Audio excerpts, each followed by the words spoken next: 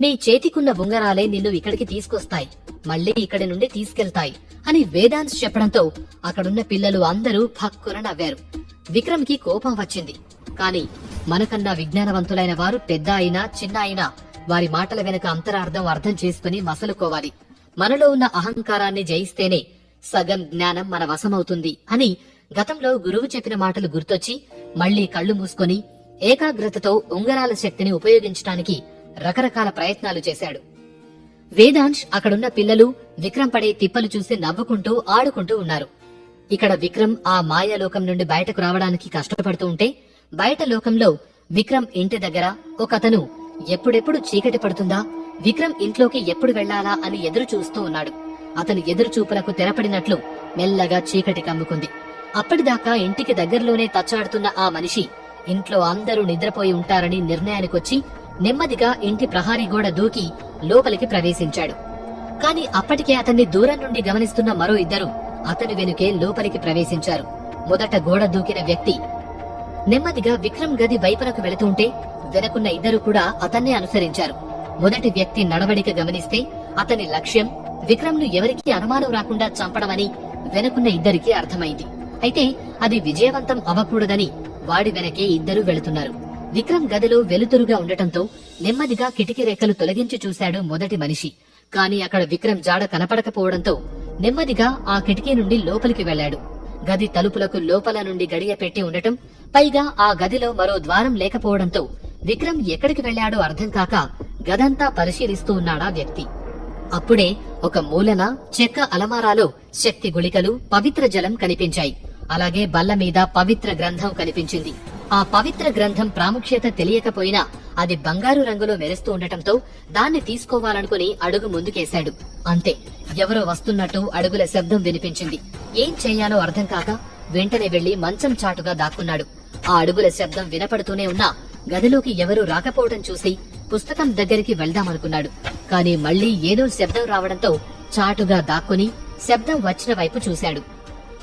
ఆ సమయంలో ఉన్నట్టుండి ఒక పెద్ద వెలుగు గదిలోకి రావడంతో కళ్లు మూసుకుని నెమ్మదిగా కళ్లు తెరిచి చూశాడు.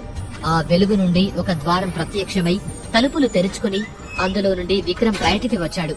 అది చూసి సంభ్రమాశ్చర్యాలకు గురైన ఆ మనిషి అది కళా నిజమా అని కళ్లు నులుముకుని మళ్లీ చూశాడు. అప్పటి వరకు గదిలో లేని విక్రమ్ అలా గాల్లో రావటంతో అది నిజమే అని నిర్ధారించుకుని ఆలోచిస్తూ ఉన్నాడు. ఇప్పటి వరకు విక్రమ్ బలం గురించి, శక్తి గురించి విన్నాను. అందుకే ఎదురుగా కాకుండా నిద్రలో ఉండగా దొంగ దెబ్బ తీసి చంపాలనుకున్నా. కాని ఇక్కడ జరిగింది చూస్తుంటే విక్రమ్ ను చంపటం కన్నా ఈ విషయాన్ని కళావతి గారికి చెప్పటం మంచిది అనుకుని మంచం వెనుక నక్కి ఉన్నాడు. మాయాలోకం నుండి వచ్చిన విక్రమ్ మంచం మీద కూర్చుని వేదాంశ్ మాటలను గుర్తు తెచ్చుకుని తనలో తానే నవ్వుకుంటూ చేతికి ఉన్న ఉంగరాలను తీసి బల్ల మీద పెట్టి పవిత్ర గ్రంథాన్ని చేతిలోకి తీసుకుని చూస్తూ ఉన్నాడు. విక్రమ్ అటు తిరిగి ఉండటంతో అదే సరైన సమయం అనుకున్న దుండగుడు నెమ్మదిగా కిటికీలో నుండి బయటికి దూకాడు. ఎంత జాగ్రత్తగా దూకినా శబ్దం రావటంతో ఎవరు అంటూ కిటికీ దగ్గరికి పరిగెత్తుకుని వచ్చాడు విక్రమ్. కాని అప్పటికే ఆ దుండగుడు అక్కడి నుండి తప్పించుకున్నాడు. అనుమానంగా అంతా చూసిన విక్రమ్ ఏదో ఆలోచిస్తూ వెళ్లి పడుకున్నాడు. ఆ ఇంటి నుండి బయటకు వచ్చిన దుండగుడు అక్కడికి కాస్త దూరంగా ఉంచిన తన గుర్రాన్ని ఎక్కి రాజమహల్ వైపు వెళుతున్నాడు. అతన్ని అనుసరించిన ఇద్దరు వ్యక్తులు రాజమహల్ కి కొద్ది దూరంలో దుండగుడిపై దాడి చేసి హతమార్చారు. ఆ సంఘటన అర్ధరాత్రి జరిగింది కాబట్టి ఎవరికీ తెలియలేదు. ఇదిలా ఉంటే సూర్యోదయం అవుతున్న వేళ కళావతి ఇంకా నిద్రపోతూనే ఉంది. అకస్మాత్తుగా తలుపుల మీద ఎవరో కొడుతున్నట్టు ఆమెకు శబ్దం వినిపించింది. ఎంతో అత్యవసరమైతే తప్ప ఆ సమయంలో అలా తలుపులెవరూ కొట్టరు. దాంతో ముఖ్యమైన విషయం అయ్యుంటుందని పరుగున తలుపు తీసింది. ఆమె ఎదురుగా రాజ్యలక్ష్మి ఇంకా మరో ఆడమనిషి కనిపించింది. ఆమె ఆరావళి మనిషి అని గుర్తుపట్టి ఏంటన్నట్టు చూసింది కళావతి. ఆ చిత్రపటం తీసుకుని వెంటనే రమ్మని ఆరావళి ఆజ్ఞాపించారు అని అంది రాజ్యలక్ష్మి. ఆ మాటలకు బిత్తరపోయిన కళావతి అప్పుడే ఆ విషయం ఆవిడకు చేరిందా అనుకుని ఇది ఒకందుకు మంచిదేలే, ఆమెకి విషయం ఎలా చెప్పాలా అని సతమతమయ్యాను. ఇక నా సమస్య సగం తీరింది అని ఆలోచించి సరే సిద్ధమై వస్తాను, ప్రయాణానికి ఏర్పాట్లు చూడండి అని లోపలికి వెళ్ళింది. కళావతిలో అనేక ఆలోచనలు తిరుగుతూ ఉన్నాయి. విక్రమ్ ను హతమార్చడానికి రాత్రి వెళ్లిన మనిషి నుండి ఇంకా ఏ కబరు రాలేదేంటి? ఏమై ఉంటుంది? విక్రమ్ కి దొరికిపోయాడా అనుకుని ముందు ఆరావళిని కలుద్దాం, తర్వాత విక్రమ్ విషయంలో ఏం జరిగిందో చూద్దాం అనుకుని ప్రయాణానికి సిద్ధమవుతోంది. ఇటువైపు అల్పాహారం సేవించిన విక్రమ్ గదిలోకి వెళ్లి తలుపేసుకున్నాడు. శిక్షణ కోసం వెళ్లకుండా ఇలా గది లోపలేం చేస్తున్నాడో అర్థం కాక భాగ్యలక్ష్మి అయోమయంలో పడింది. అది అర్థం చేసుకున్న ప్రమీల, మీరేం భయపడకండమ్మా, మన విక్రమ్ తనకు తానే శిక్షణ తీసుకోగలడు. మనం చెయ్యవలసిన పని కేవలం అతనికి మంచి భోజనం అందించడం మాత్రమే అని నవ్వుతూ చెప్పింది. ప్రమీల మాటలు వింటూ మళ్లీ వంట పనిలో పడింది భాగ్యలక్ష్మి. గదిలోకి వెళ్లిన విక్రమ్ మళ్లీ మాయాలోకం వెళ్లేసరికి గాల్లో తేలుతూ ధ్యానంలో కూర్చున్నట్టు కనిపించాడు వేదాంశ్. అంతలో మణిదీప్ నవ్వుతూ విక్రమ్ కి ఎదురొచ్చి, వచ్చావా? ఇప్పటి వరకు చూసి ఇక నువ్వు రావేమో అనుకుని నిద్రపోతున్నాడు అంటూ వేదాంశ్ ని చూపించాడు. నిద్రపోతున్నారా? అలా గాల్లో తేలుతూ కూడా నిద్రపోతారా? ఆశ్చర్యంగా ఉందే అని అన్నాడు విక్రమ్. చెప్పాను కదా, తను మహా తెలివైనవాడు.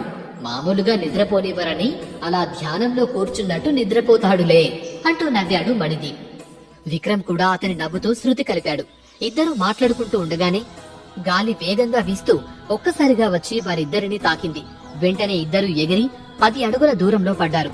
ఆ చర్యతో విక్రమ్ కంగారు పడ్డాడు. కాని మణిదీప్ నవ్వుకుంటూ పైకి లేచి వేదాంశ్ వైపు చూశాడు.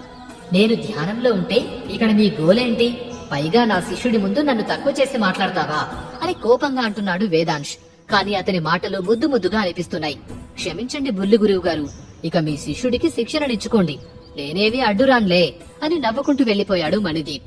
మణిదీప్ వెళ్లగానే విక్రమ్ వైపు చూసిన వేదాంశ్ గురువు దగ్గరికి రాగానే నమస్కరించి ఆశీర్వాదం తీసుకోవాలని నీకెవరూ చెప్పలేదా అని కోపంగా అన్నాడు. ఏంటి, ఇంత చిన్న పిల్లాడికి నమస్కరించి ఆశీర్వాదం తీసుకోవాలా అని మనసులోనే నవ్వుకుంటూ ఉన్నాడు విక్రమ్. అది గమనించి విక్రమ్ కి దగ్గరగా వచ్చిన వేదాంశ్, ఓ, నా వయస్సు తక్కువ అని ఆలోచిస్తున్నావా? నీ గత జన్మలో నువ్వు పుట్టే సమయానికే నా వయస్సు 370 సంవత్సరాలు అని అన్నాడు. అది వినగానే నమ్మలేనట్టు చూశాడు విక్రమ్. అంటే ఇప్పుడు వేదాంశ్ వయస్సు సుమారు 500 సంవత్సరాల పైనే ఉంది. మరి ఇలా 10 సంవత్సరాల పిల్లాడిలా ఎలా ఉన్నాడు అని విక్రమ్ ఆలోచిస్తూ ఉండగా, ఇక ఆలోచించింది చాలు, నా వయసు ఎంతైనా ఇప్పుడు నేను నీ గురువుని, నువ్వు నా శిష్యుడివి, అంతే, నేను చెప్పేది నేర్చుకుంటే చాలు అని అన్నాడు వేదాంశ్. అలాగే గురువు గారు, తమరి ఆజ్ఞ, నేను సిద్ధం అంటూ వినయంగా 2 చేతులు జోడించాడు విక్రమ్. అది, ఇంతకు ముందు నీ శక్తిని ఉపయోగించి గాలిలో ఎగరటం నేర్చుకున్నావు, ఇక ఇప్పుడు గాలిలో నడవటం నేర్చుకో అంటూనే అమాంతం గాల్లోకి ఎగిరి అడుగులో అడుగు వేసుకుంటూ నడుస్తున్నాడు వేదాంశ్. ఆ విద్య సాధ్యమా కాదా ఇవేవి ఆలోచించకుండా శ్రద్ధగా వింటున్నాడు విక్రమ్. గాలిలో తేలగలిగిన నీకు గాలిలో నడవడం పెద్ద కష్టమైన పని కాదు.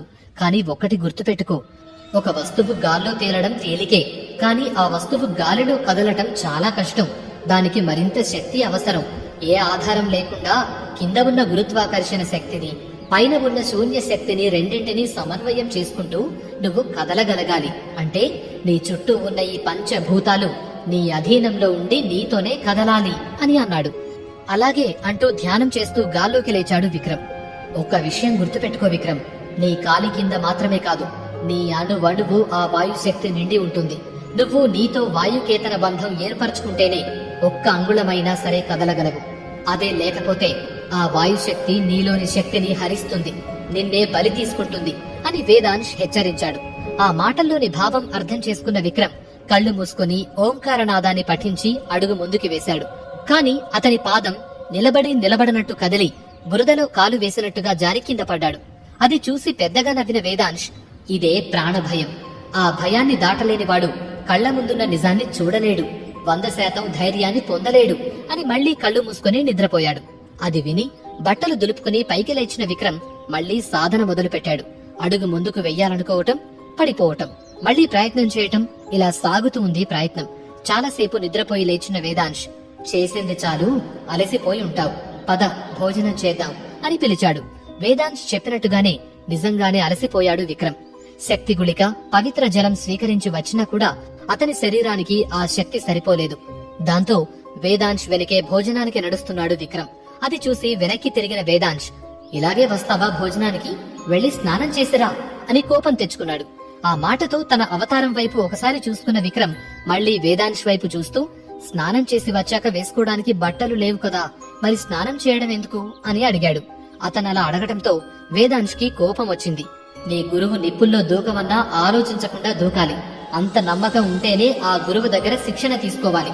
అప్పుడే ఆ శిక్షణకి ఆ గురువుకు అర్థం ఉంటుంది అని అన్నాడు. తన తప్పు అర్థం చేసుకున్న విక్రమ్ క్షమించమని అడిగి సరాసరి నదిలోకి దూకి స్నానం చేసి ఒడ్డుకొచ్చాడు. అక్కడ ఒడ్డు మీద అప్పటికే జత బట్టలు పెట్టి ఉన్నాయి. వాటిని వేసుకుని భోజనానికి వెళ్లాడు. మరోవైపు రాజ్యలక్ష్మి వస్తానన్నా కూడా వద్దని చిత్రపటం తీసుకుని ప్రతాప్తో కలిసి ఆరావళిని కలవటానికి వెళ్ళింది కళావతి. కళావతి అక్కడికి చేరుకునే సమయానికి కొంతమందికి కత్తి యుద్ధంలో శిక్షణనిస్తూ కనిపించింది ఆరావళి. కళావతిని చూసిన ఆరావళి శిక్షణ ఆపి స్థావరం లోపలికి వెళుతూ ఆ చిత్రపటం ఎక్కడా అని దాదాపు అరిచినంత పనిచేసింది. ఇదే దేవి మీరు అడిగిన చిత్రం అంటూ చిత్రాన్ని ఆరావళి ముందు పెట్టింది కళావతి. ఆరావళి ఆ చిత్రాన్ని జాగ్రత్తగా గమనిస్తూ ఉంది. ఇది ఎవరు చిత్రించారో తెలుసుకోవడానికి అన్ని ఏర్పాట్లు చేసి వచ్చాను దేవి అని కళావతి వినయంగా చెబుతుండగా, అవసరం లేదు, ప్రస్తుతానికి వదిలేయండి. ఇవి మొదటి 12 పద్ధతులు మాత్రమే. ఇవి మనుగడలో లేకపోయినా ఈ విద్య తెలిసిన వంశంలో వారెవరో దీన్ని చిత్రించారు అని అంది ఆరావళి. ఆరావళి ఆగ్రహానికి గురి కావాల్సి వస్తుందని భయపడిన కళావతికి ఆమె శాంతంగా మాట్లాడడంతో కాస్త ఊరటగా అనిపించింది.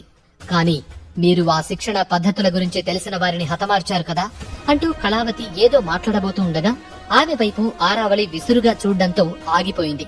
ఆ చిత్రపటాన్ని కళావతికి ఇచ్చిన ఆరావళి ప్రతాప్ వైపు చూస్తూ, ఇకపై ప్రతాప్ ని నా దగ్గరికే పంపించు, ఇక్కడే ఉండి కావలసిన శిక్షణ తీసుకుంటాడు అని ఆజ్ఞాపించింది.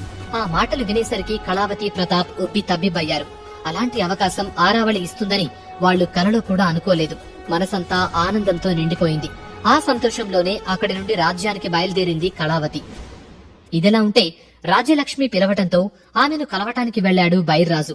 అతను రావడంతోనే అతని తండ్రి వీర్రాజు గురించి, వ్యాపారం గురించి మాట్లాడి నెమ్మదిగా చిత్రపటం గురించి విషయం తీసింది రాజ్యలక్ష్మి. బైర్రాజు తండ్రి వీర్రాజు మహారాజుకి స్నేహితుడు. ఒకసారి యుద్ధ సమయంలో మహారాజును కాపాడినవాడు. పైగా అప్పట్లో ఒక సైనిక విభాగానికి అధిపతిగా ఉండేవాడు.